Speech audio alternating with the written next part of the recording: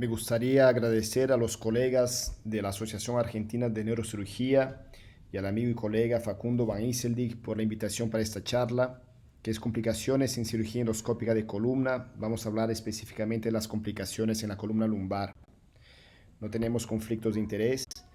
Las principales complicaciones son la remoción incompleta del fragmento herniado, recurrencia, disestesia, las lesiones dural y neural y los hematomas. Vamos a empezar hablando sobre la remoción incompleta de los fragmentos herniados y consideramos que el principal motivo es la falla en la planificación de la cirugía. Tenemos el artículo publicado en 2015 por el equipo de Choi en Corea del Sur, en el que han hecho una revisión retrospectiva de más de 10.000 casos operados por el acceso transforaminal y han visto que la principal causa de mal resultado en la cirugía será el mal posicionamiento de la cánula de trabajo, hernias volumosas centrales y migraciones caudales. Sobre el mal posicionamiento de la cánula de trabajo, cuando tenemos una hernia central en el E4 y E5, por ejemplo, el mejor acceso para poder remover esta hernia de disco es el más horizontal posible, de manera que nuestros instrumentos alcanzan esta hernia. Si entramos más verticales, no lograremos descomprimir este canal porque nuestros instrumentos no lo van a alcanzar. Entonces tenemos que elegir un punto de entrada más lejano, más distal a la línea mediana. La misma cosa sucede en los casos de hernias centrales en el E5-S1, una vez que la distancia interfacetaria es más larga y la faceta nos acaba empujando nuestra cánula de trabajo más hacia anterior, haciendo con que nuestros instrumentos no alcancen la hernia discal. Eso es lo que sucede cuando tenemos hernias volumosas centrales. Como pueden ver, por mejor que sea el posicionamiento de nuestra cánula de trabajo, es decir, en la parte posterior del disco y atrás del receso lateral, hemos visto en las imágenes del postoperatorio que acá se ha removido el disco subanular, pero la hernia, el fragmento principal, se quedó dentro del canal. La misma cosa sucede cuando tenemos migraciones caudales, en que el fragmento principal se esconde detrás de la raíz pasante o se esconde detrás del pedículo, y en el postoperatorio muchas veces vemos que el fragmento se queda y el paciente se queda asintomático. La mejor manera de abordar esos casos se sugiere que sea entonces con la cirugía abierta en cirujanos que tienen menos experiencia, o que se haga por el acceso interlaminar o una foraminoplastia para que se pueda acceder al fragmento principal. También es importante saber determinar la vía de acceso. Entonces muchas veces existe duda sobre cuál es la mejor vía para acceder a una hernia del disco, si es por la vía interlaminar o por la vía transforaminal. Acá, por ejemplo, tenemos un caso de una hernia discal migrada craneal en el E4 y E5, lado derecho. Los síntomas del paciente eran lado derecho. En este caso hemos optado por un acceso interlaminar, pero este paciente mismo, el fragmento principal, hemos logrado removerlo de forma satisfactoria, pero se quedó sintomático y después nos hemos dado cuenta en la resonancia que se había quedado un pequeño fragmento foraminal debajo de la raíz emergente de este paciente. Entonces este paciente lo tuvimos que revisar. Hemos hecho una segunda cirugía, de esta vez por el acceso transforaminal, y de esta vez logramos que se quedara todo completamente asintomático. Este fue otro caso muy interesante, también una hernia migrada craneal, de esta vez del lado izquierdo, un paciente que tenía un poquito más de edad. Hemos optado por un acceso transforaminal.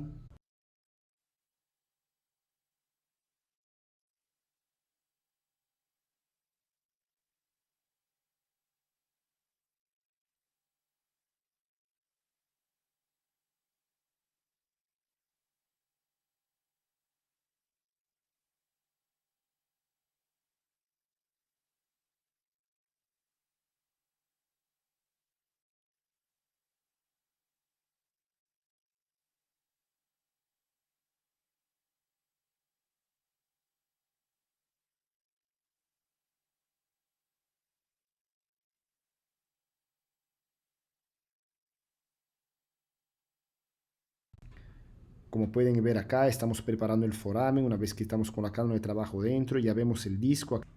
Se quedó sintomático en el postoperatorio. Cuando le sacamos una nueva resonancia, hemos visto que todavía se había quedado un fragmento importante dentro del canal. Entonces hemos optado, no tengo las imágenes del video del acceso interlaminar, pero en este paciente hemos escogido un nuevo acceso, de esta vez interlaminar. Hemos logrado sacar el fragmento principal y enseguida este paciente se quedó asintomático. Con relación a la recurrencia, la literatura dice que existe una similaridad entre los índices de recurrencia entre la cirugía abierta y endoscópica, que varía del 3 al 20%.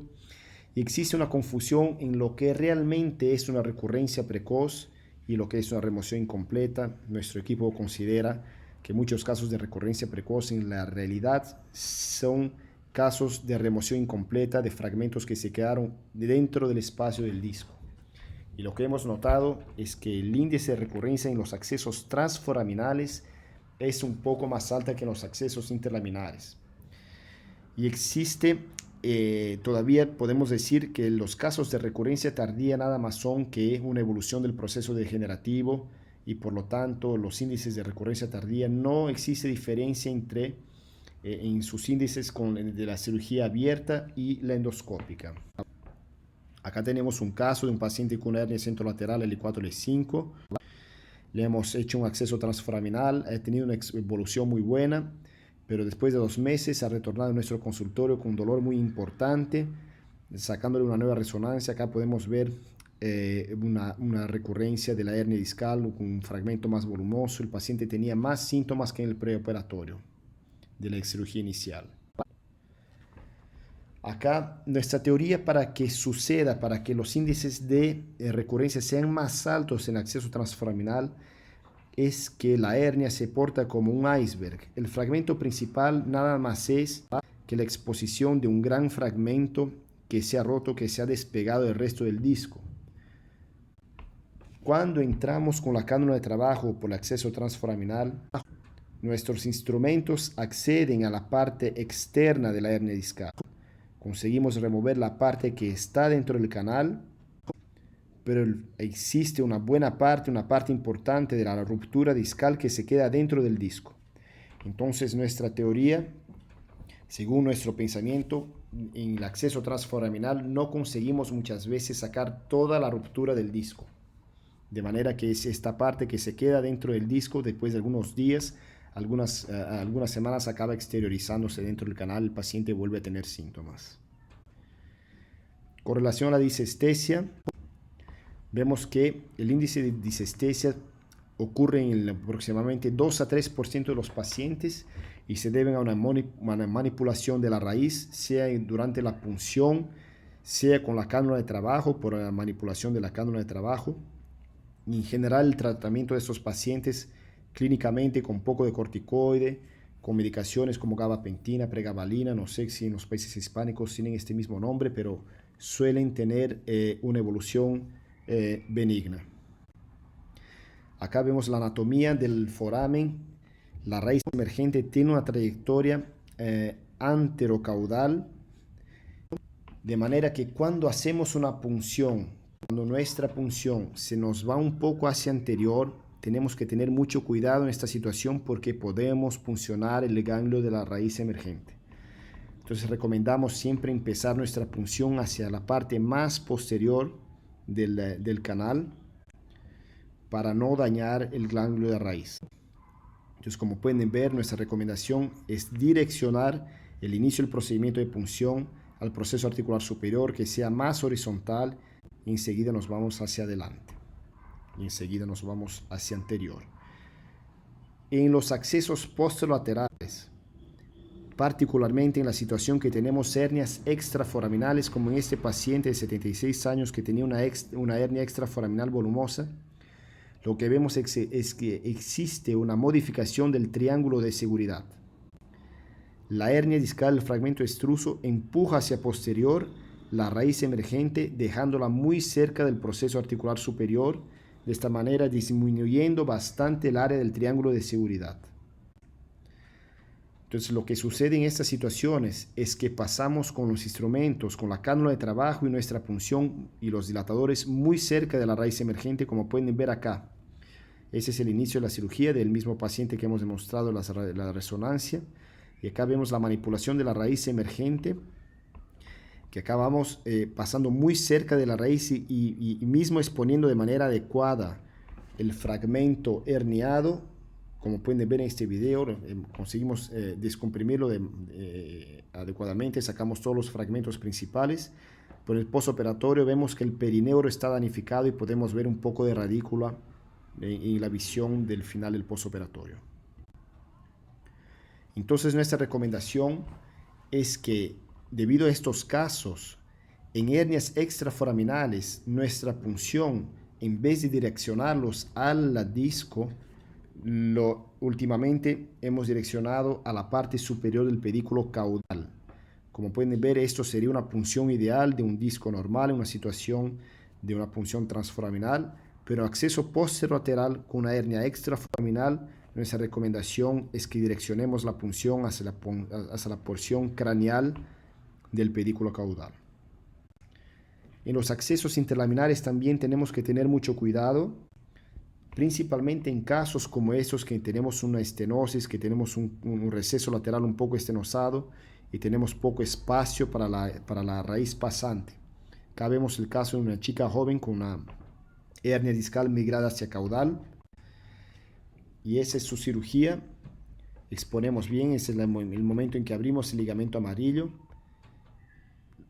Ese es el momento en que vamos lo más lateral posible hasta alcanzar el hueso, el proceso articular superior. Visualizamos el hombro de la raíz, pero notamos que tenemos poco espacio. Mismo así, entramos con la cánula de trabajo y al hacer el movimiento de rotación de la cánula de trabajo, acabamos traccionando de manera un poco exagerada la raíz que estaba presa por la estenosis. Y eso en el momento de exponer la hernia discal. Esta paciente hemos logrado sacar toda la hernia de disco, como van a ver en las imágenes. Hemos conseguido hacer una buena descompresión, pero por la manipulación de la raíz acabó quedándose un poco disestésica, unos 2 o 3 meses, un poco de pérdida de fuerza, pero al final tuvo un excelente resultado, está totalmente sin dolor y con toda la parte neurológica funcionando normalmente. Con relación a las lesiones durales, ocurren del 2 al 18% de las cirugías abiertas. Y este trabajo publicado por Anne en 2011, haciendo una revisión retrospectiva también, ha visto que el índice de lesiones durales se aproxima al 1%, siendo que solamente 2 pacientes fueron reoperados por causa de hernia de la raíz. Y ha visto que los casos de lesión dural fueron principalmente en casos del acceso transforaminal en niveles craneales. Esto se debe a que el área del saco dural en los niveles más craneales es más ancho que en los niveles más caudales, al paso que la distancia interfacetaria en los niveles craneales son más angostos en los niveles craneales y más anchos en los niveles caudales, lo que acaba protegiendo el saco dural en los niveles caudales. Entonces, cuando tenemos que tener mucho cuidado al hacer la punción, cuando tenemos casos de hernias de disco en los niveles craneales. La evolución de estos casos generalmente es benigna. Estos pacientes hacen una pseudomeningocelis y acaban quedándose asintomáticos. No es necesario hacer la revisión de la cirugía abierta. Muchas veces no es necesario hacer la reparación del saco dural. Nuestra experiencia en nuestro equipo es que la mayor parte de las lesiones durales la hemos tenido en acceso interlaminar, principalmente en casos de estenosis y quiste facetario. Para que vean ustedes, este es un caso de estenosis en 2 niveles, pero el nivel principal era el L4, L5, el nivel más sintomático. Esta paciente tenía pérdida de fuerza en el pie izquierdo. El síntoma principal en el lado izquierdo. Entonces le hemos hecho un acceso interlaminar. Ese es el preparo de la ventana. Acá le estamos aislando el proceso articular inferior del E4. Acá estamos aislando el proceso articular superior del E5, del lado izquierdo. Le destacamos el ligamento amarillo. Le empezamos a sacar ligamento amarillo con la forceps. Acá estamos entrando con la tijera. Acá la remoción del ligamento amarillo, como pueden ver. Acá estamos usando las Kernisons. Y a partir de un cierto momento, cuando estamos sacando, descomprimiendo el canal, nos damos cuenta que tenemos una lesión dural con exposición de algunas radículas.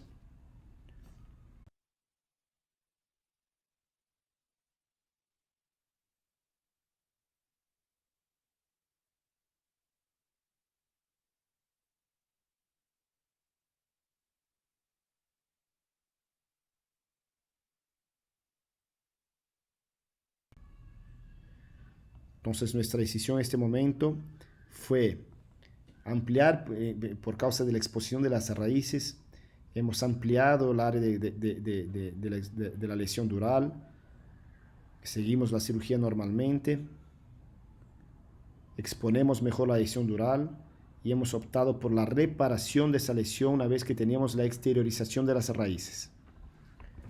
Entonces entramos con un hilo Prolene 6 ceros,